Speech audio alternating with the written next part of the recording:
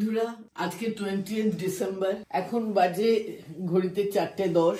আমি আর আমার মেয়ে রোভারবং এর প্রিয়াঙ্কা আমরা যাচ্ছি আজকে রাজস্থান। আমরা অনেকদিন ধরে এই ট্যুরটার জন্য ওয়েট করেছিলাম। আমরা প্রথমে যাব জয়পুর থেকে আমরা শুরু করব। দেখা যাক, লেটস গো।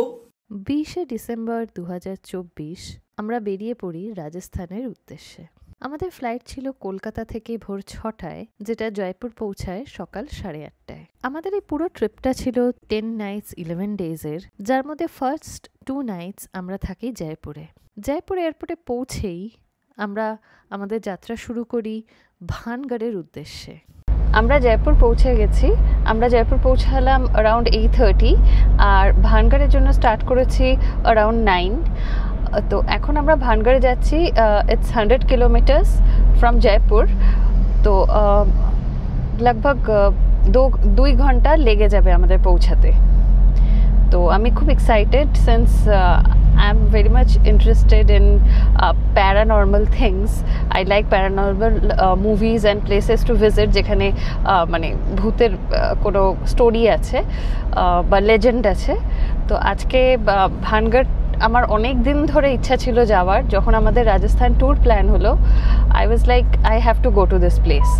তো আজকে আমি যাচ্ছি and the legend is also very interesting. তো দেখা যাক ওখানে কেমন এক্সপিরিয়েন্স হয়। I am excited as well as thrilled. Jaipur থেকে আমরা স্টার্ট করি 8:58 আর ভানগড় পৌঁছাই তখন বাজে 11:48। অর্থাৎ মোটামুটি আমাদের 2 ঘন্টা 50 মিনিট লেগে যায় জয়পুর থেকে ভানগড় যেতে। তবে এই 2 ঘন্টা 50 মিনিটের মধ্যে আমরা 2টো ব্রেক নিই। একটা চা ব্রেক, যেটাতে আমাদের সময় লেগেছিল 20-25 মিনিট মতো, আর একটা নিয়ে ব্রেকফাস্ট ব্রেক, যেখানে একটু বেশি সময় লেগেছিল 45 to 50 মিনিটস। এই 2টো ব্রেক নিয়েও জয়পুর থেকে 2 ঘন্টা 50 মিনিটের মধ্যে আমরা পৌঁছে যাই ভানগড়। ভানগড় প্রসঙ্গে প্রথমেই বলি, ভানগড় রাজস্থানের আলওয়ার জেলার একদম সীমান্তে অবস্থিত। ভানগড় ফোর্টটি ইন্ডিয়ার মোস্ট হন্টেড প্লেস হিসেবে বিখ্যাত বা কুখ্যাতও বলা যায়। এই জায়গাটা সম্বন্ধে নানান ধরনের লেজেন্ড প্রচলিত আছে। তবে একটা জিনিস যেটা আমাকে অবাক করেছিল, যে গভর্নমেন্টের রুল অনুযায়ী এখানে সূর্য ডোবার পরে কাউকে ঢুকতে দেওয়া হয় না। আমরা এখন পৌঁছে গেছি ভানগড়ে। আমি বহুদিন ধরে ওয়েট করছিলাম ভানগড় আসার। তো আমি আশপাশটা আপনাদের দেখাচ্ছি। আমরা একজন গাইড নিয়েছি, উনি আমাদের পুরোটা দেখাবেন। আমি ওনার থেকে শুনবো আর আপনাদেরকেও বলবো। আগে আমি আশপাশটা দেখাই ঘুরিয়ে। উল্টো দিকেই যেখানে বাইক দাঁড়িয়ে আছে, এখানেই গাড়ি পার্ক করতে হয়। আমরা যখন ভানগড় পৌঁছাই ওখানে তখন কেউই ছিল না। তো আমি আপনাদের সাজেস্ট করব, ভানগড় ঘুরতে গেলে একটু সকাল সকাল যাবেন, তাহলে মোটামুটি ফাঁকা থাকে, জায়গাটার ভাইবটা বোঝা যায়। হ্যাঁ, ভানগড় 1600 শতাব্দীতে রাজা ভগবান দাস তৈরি করেন তার ছেলে রাজা মাধো সিং এর জন্য। এই ভানগড় ফোর্টটাই রাজা মাধো সিং এর রাজধানী ছিল। রাজা মাধো সিং ছিলেন রাজা মান সিং এর ভাই আর সম্রাট আকবরের সভার একজন দিওয়ান। ভানগড় ঢুকেই রাস্তার দুপাশে অনেক ঘর ভাঙা বাড়ি দেখা যায়। এগুলো আসলে নানান ধরনের বাজার, কোনোটা সবজি বাজার, কোনোটা জহুরি বাজার মানে গয়নার বাজার, আর একদম শেষে আসে ত্রিপোলিয়া বাজার, যেখানে বাসনপত্র বিক্রি হতো। এই বাজারের মধ্যে দিয়ে যেতে যেতেই আমাদের গাইড সাহেব আমাদের এখানকার ঘটনাগুলো বলছিলেন। ভানগড়ে কোথাও যেন এই দুদিকের রুইন্সগুলোকে দেখে মনে হয় যে রাতারাতি এখানে কিছু একটা খারাপ ঘটেছিল, সেটা বোঝা যায়। এবং আমরা এই ট্রিপে আরও অনেক কেল্লাতেই গেছি, সেই সবগুলোই এখন হয় ভাঙা, ওখানে কেউ থাকে না, মানে মানুষ বসবাস করে না। কিন্তু কোথাও গিয়ে এরকম একটা প্রাণহীন ফিল হয়নি। এখানে এসে যেন মনে হচ্ছে কেল্লাটা নিজেই যেন ঠিক মরে গেছে, প্রাণহীন। সেখান থেকেই বোঝা যায় যে এখানে একটা নেগেটিভ এনার্জি রয়েছে। আমাদের গাইড সাহেবও সেটাই বলছিলেন। সরকারের রুল অনুযায়ী শুধুমাত্র ভানগড় কিলার মধ্যেই নয়, ভানগড় থেকে বাইরে 300 মিটারের মধ্যেও কোনো জনবসতি অ্যালাউড না। রাত্রিবেলা কাউকে অ্যালাউ করে না। অনেক ধরনের আওয়াজ শোনা যায় রাত্রিবেলা।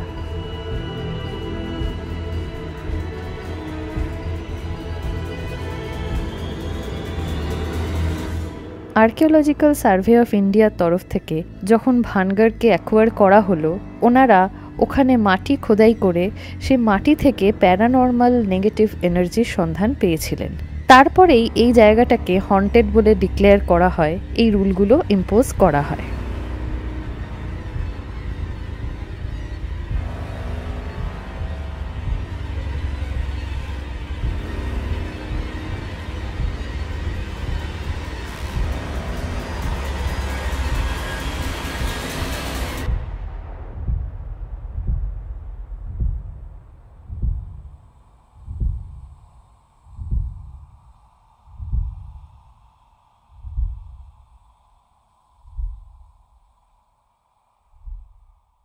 এই ভানগড় জায়গাটায় অনেক মন্দির ছিল, এছাড়াও প্রচুর জনবসতি ছিল। এখন যেটা আপনারা দেখছেন ওটা দূরে পাহাড় থেকে বয়ে আসা একটা ছোট্ট স্ট্রিম, আর এই গাছটাও বহু শত বছর পুরনো। এই গাছটা ক্রস করে একটু এগোলেই দূরে যে গেটটা দেখা যাচ্ছে, ওই গেটের আগে অবধি সাধারণ মানুষ বাস করতেন। ওর পরে পুরো এরিয়াটাতে শুধু রাজা এবং রাজার পরিবারের লোক বসবাস করতেন। ওই গেট দিয়ে ঢুকে প্রথমেই আমরা যেটা পাই একটা সুন্দর মাঠ, আর তার পাশেই মদনমোহন মন্দির।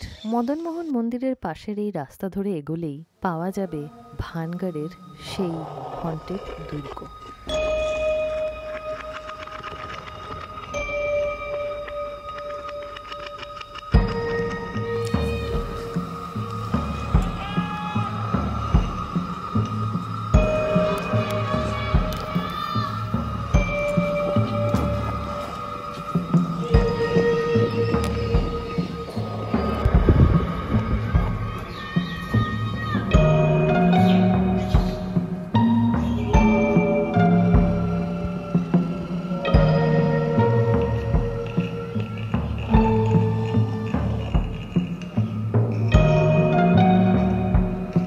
এরপর আমি আর মা এগোতে থাকি কেল্লার ভেতরের দিকে। এখন যে জায়গাটা দিয়ে আমরা উঠছি, এটা তখনকার দিনে ঘোড়া যাতায়াতের জায়গা ছিল। কিছুটা ওঠার পরেই এলো কেল্লার প্রথম গেট।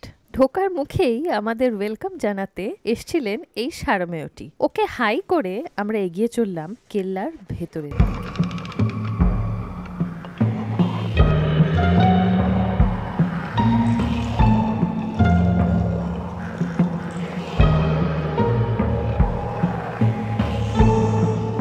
আমরা এখন আছি ভানগড় ফোর্টের ভিতরে। রাত্রিবেলায় এখানে অনেক ধরনের আওয়াজ শোনা যায়।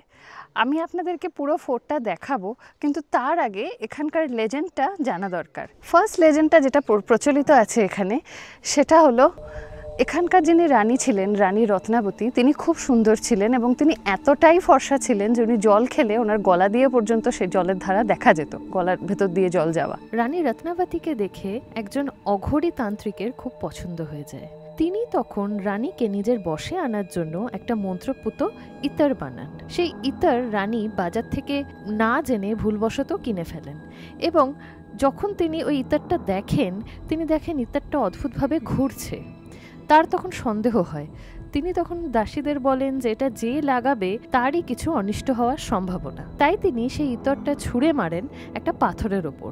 ঘটনাচক্রে সেই ইতরের মন্ত্রে সেই পাথর বশীভূত হয়ে অঘরী তান্ত্রিকের দিকে ছুটে যায় এবং তান্ত্রিককে পিষে মেরে ফেলে। মরার আগে তান্ত্রিক অভিশাপ দিয়ে যায় 3 ঘন্টার মধ্যে এই পুরো কেল্লা ধ্বংস হয়ে যাবে।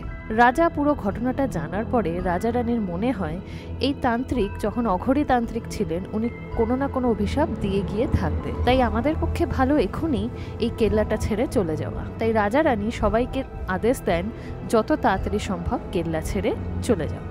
তার মধ্যে 30% লোক ছেড়ে যেতে পেরেছে, বাকি 70% লোক যেতে পারেনি। একটা ভূমিকম্প আসে এবং সবাই সেখানেই মারা যায়। এবং তারপর থেকে এই জায়গাটা শাপিত বলে সবাই জানে, এবং এখনও নাকি এখানে শোনা যায় যে রাত্রিবেলা নানান ধরনের আওয়াজ শোনা যায়। আমাদের আসার পথে আমাদের ড্রাইভার সাহেব বলছিলেন যে এরকমও হয়েছে কয়েকজন ফরেনার রাত্রিবেলা এখানে এসেছিল, পরের দিন সকালে তাদেরকে আর খুঁজেই পাওয়া যায়নি। মানে এরকম নয় যে তাদের বডি পাওয়া গেছে বা কিছু, তাদেরকে আর খুঁজেই পাওয়া যায়নি, তারা ভ্যানিশ হয়ে গেছে। এরকম নানান ধরনের কথা প্রচলিত আছে। অনেকে নাকি, অনেক ট্যুরিস্টও নাকি এখানে এসে সেই একটা প্যারানর্মাল প্রেজেন্স ফিল করতে পেরেছে। এছাড়াও আরেকটা গল্প লেজেন্ডও এখানে প্রচলিত আছে, যেটা মা আপনাদের বলবে। ভানগড়ের সেকেন্ড লেজেন্ড যেটা, সেটা আমি আপনাদের বলছি। রাজা ভগবন দাস তার ছেলের জন্যে ভানগড়ে একটা ফোর্ট নির্মাণ করবেন মনস্থ করলেন। এইবার এখানে গুরু বালুনাথের আশ্রম ছিল, সুতরাং তিনি গুরু বালুনাথের থেকে পারমিশন চাইলেন। গুরু বালুনাথ এই কন্ডিশনে পারমিশন দিলেন যে ফোর্টের ছায়া যেন তার আশ্রমে না পড়ে। রাজাও সেটা এগ্রি করলেন, কিন্তু পরে গিয়ে রাজার বংশধরেরা সেটা মানতে পারেননি। তখন বালুনাথ রেগে গেলেন এবং উনি অভিশাপ দিলেন, তার ফলেই ভানগড় ধ্বংস হয়ে গেল। এটা একটা লেজেন্ড। ভানগড়ের লেজেন্ড তো শুনলাম। এই প্রসঙ্গে বলে রাখি, ভানগড় ফোর্টে এখন 2টো তলা অ্যাক্সেসিবল। যে তলায় দাঁড়িয়ে আমরা এখন কথা বললাম সেটা ছাড়াও এই রাস্তা দিয়ে ভানগড়ের ফোর্টের ছাদে যাওয়া যায়।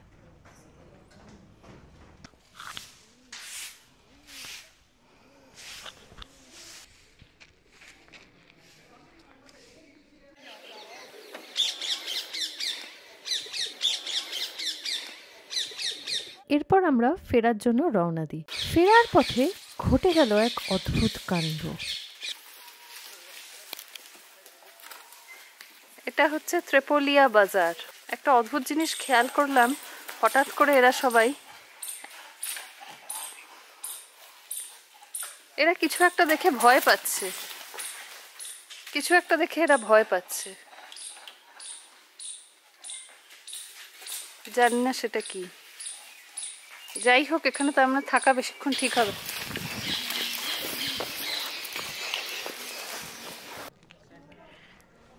এখানে একটা অদ্ভুত জিনিস খেয়াল করলাম, হঠাৎ করে একটা টাইমের পরে, মানে এই মাঝ দুপুরের পরে 1টা নাগাদ, সবকটা হনুমান বা বাদর যা ওখানে ছিল তারা কেমন লাফাতে লাফাতে ওই মেন যে দুর্গ এরিয়া, মেন যে কেল্লা এরিয়া, ওটা ছেড়ে এই সামনে যে বট গাছটা দেখতে পাচ্ছেন এখানটাতে চলে এলো প্রচণ্ড ভয় পেয়ে। আমাদের গাইড বলছিল যে এখানে একটা লেপার্ড আসারও টেন্ডেন্সি আছে, যেহেতু পাশেই জঙ্গল আছে। কিন্তু আমি জানি না সেই জন্যেই হোক কি অন্য কোনো কিছু ওরা ফিল করেছে, ওরা সবাই মিলে লাফাতে লাফাতে চলে এলো। প্রথমে আমরা ভেবেছিলাম হয়তো কেউ খেতে দিচ্ছে, নইলে এভাবে লাফাতে লাফাতে আসছে কেন। তারপরে দেখলাম যে না, কেউ খেতে দিচ্ছে না, ওরা ভয় পেয়ে চলে এলো। এবং এটা 2বার হলো। প্রথমে একবার হলো, কিছুক্ষণ বাদে আবার ওরা কিছুতে একটা ভয় পেয়ে আবার সেই বটগাছ থেকে সরে এই সামনের যে জায়গাটা, ওই এরিয়াটাতে চলে এলো। তো আমার মনে হয় সামথিং ইজ দেয়ার, যেটা হয়তো আমরা মানুষরা ফিল করতে পারছি না, কিন্তু ওরা ওরা ফিল করতে পারছে। এই ঘটনার কোনো সঠিক এক্সপ্লেনেশন আমার কাছে নেই, তবে এটুকু বলতে পারি সেদিন আমি দেখার চেষ্টা করেছিলাম যে আমার পিছনে কোনো বন্য পশু বা ভিজিবল কিছু আছে নাকি যেটা দেখে বাদরগুলো ভয় পেয়েছে, কিন্তু আমি কিচ্ছু দেখতে পাইনি। তবে এটা আমি ফিল করেছিলাম যে ওরা প্রচণ্ড ভয় পাচ্ছে, ওদের চোখে মুখে সেটা স্পষ্ট ছিল। আর কিছু মুহূর্তের জন্য আমারও মনে হয়েছিল যে ওখানে কিছু একটা অদৃশ্য অশুভ রয়েছে, যেটা থেকে দূরে যাওয়াই মঙ্গল। এই জায়গাটা দেখলে সত্যি মনে হচ্ছে যে কোনো এক সময় এখানে একটা সুন্দর ছোট্ট শহর ছিল এবং জমজমাট শহর ছিল, যা এখন ধ্বংস হয়ে আছে।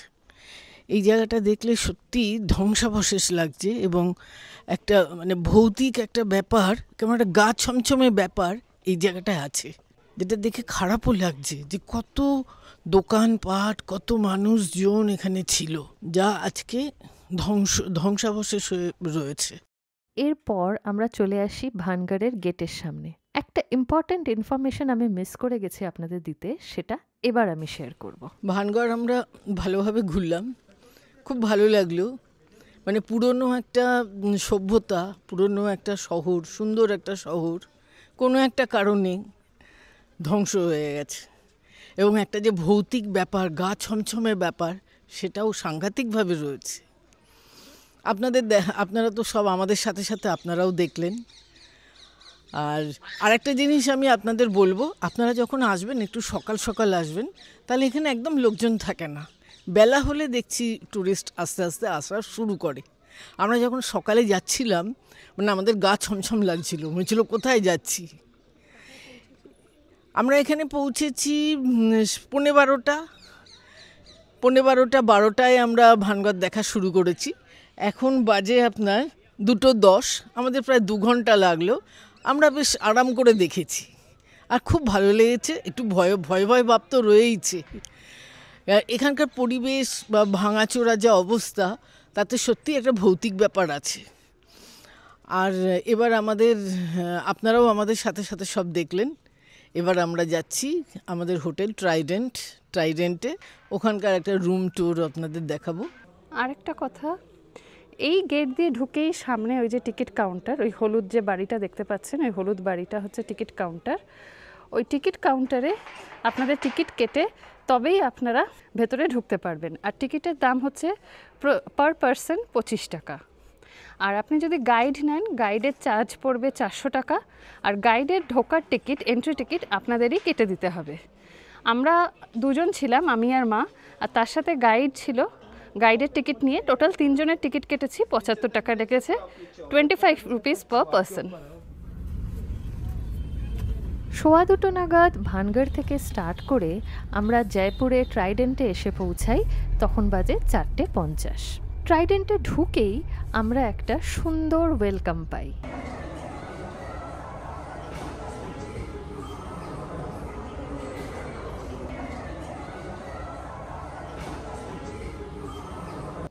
আমরা এখন এসে গেছি আমাদের হোটেলে, and now I'll show you the room. So this is our room. এটা lake view room in hotel Trident. তো আপনাদের আমি তাড়াতাড়ি করে একটা রুম ট্যুর দিয়ে দিচ্ছি। So this is the cupboard we have here. এখানে আয়রন স্ট্যান্ড আছে, আয়রন আছে, হ্যাঙ্গার্স, লকার অ্যান্ড ড্রয়ার। এখানে কফি মেকার, স্ন্যাক্স সব রয়েছে। It's fully packed. আমরা আমাদের লাগেজ রেখেছি। This is the room. This is how the room looks like. That is our bed, one sofa, one mirror, work desk, TV, and I like this corner. You have this tea table also. Chappals are there. আর সবচেয়ে special যেটা আমার লেগেছে সেটা হলো এইখান দিয়ে lake view room, this ঝরোখা। এখান থেকে আমরা জলমহল দেখতে পাবো। There is the Jal Mahal.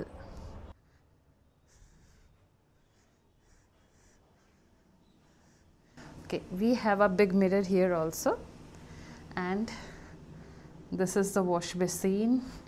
We have all basic toiletries, and we have this bathtub. This is bathtub as well as bathing area, and here is the toilet. Now let me see where is the tea coffee maker, because that is something which I always search. That is a must have. এখানে তো নেই,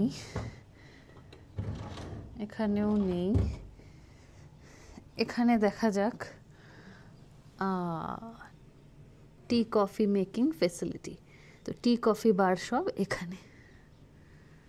here it is. আর একটা interesting জিনিস আমি রুমে ঢোকার সঙ্গে সঙ্গে খেয়াল করিনি, এখন এই মাত্র খেয়াল করলাম, এখানে আমার নামের এই সুন্দর নোটটা দেওয়া আছে। That's really nice. আমরা এখন আবার রেডি হলাম। ট্রাইডেন্টে 7:30 থেকে কালচারাল প্রোগ্রামস, ব্যাঙ্গেল মেকিং, তারপর মেহেন্দি মেকিং এসব হয়। তো আমরা এখন সেই কালচারাল প্রোগ্রামে দেখতে যাব আর তার সঙ্গে ডিনার করে ফিরবো। আমি আপনাদেরকেও দেখাবো এখানে কালচারাল প্রোগ্রাম কেমন হয়, তার সঙ্গে আমাদের ডিনারে কি করলাম সেটাও জানাবো।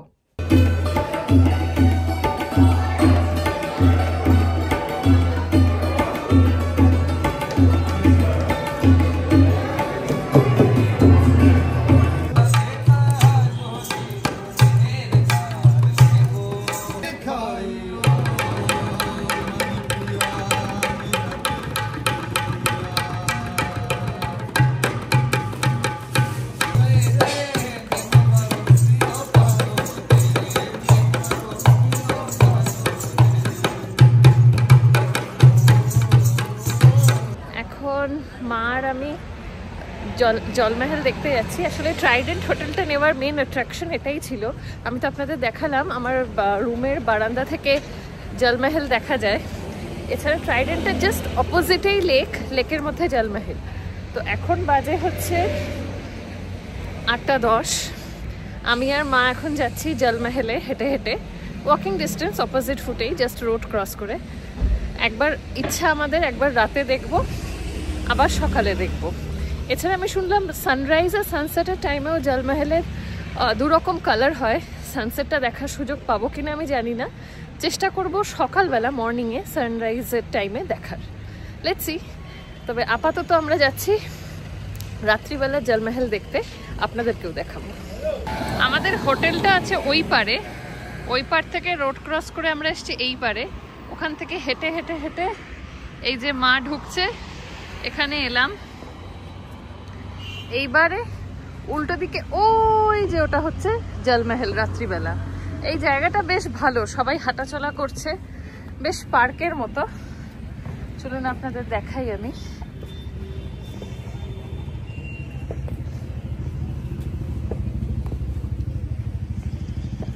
যে মা যাচ্ছে সামনে, সবাই হাঁটাচলা করছে, জলমহলেও লাইট রয়েছে, বেশ একটা সুন্দর অ্যাম্বিয়েন্স আছে।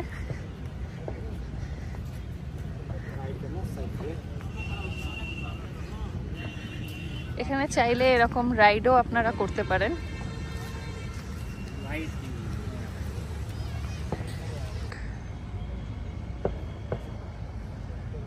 And that is জলমহল। রাতের জলমহল দেখে এখন আমরা ফেরত যাচ্ছি ট্রাইডেন্টে। প্ল্যান হচ্ছে আজকে ডিনার করব, করে আজকে we have to wrap up early, কারণ কাল সকালে পুরো জয়পুর যা যা দেখার আছে জয়পুরে লোকাল, সেটা আমরা কভার করব। আর অবশ্যই আপনাদেরকেও সঙ্গে নিয়ে যাব। আমরা হেঁটে হেঁটে যাচ্ছিলাম, তো ভাবছিলাম যে ফাঁকা রাস্তা, তো দুজন বডিগার্ড পাওয়া গেছে, তারা আমাদের এখন এসকর্ট করে নিয়ে যাচ্ছে। আপনাদেরকেও দেখাই। এই যে একজন, আর একজন কোথায় গেল? এই একজন মায়ের পাশে হাঁটছে, একজন আমার পাশে হাঁটছে। এই যে এনারা নিজেরাই এসছেন, তাদের কি ইচ্ছা হয়েছে জানি না, তারা নিজেরাই এসছেন আমাদেরকে সাথে করে নিয়ে যেতে। এরপর হোটেলে ফিরে ডিনার সেরে উই র্যাপড আপ। পরের দিন আমরা বেরিয়ে পড়ি জয়পুরের পুরো সিটি ঘুরে দেখতে। সেই গল্প নিয়ে ফিরছি নেক্সট ব্লগে।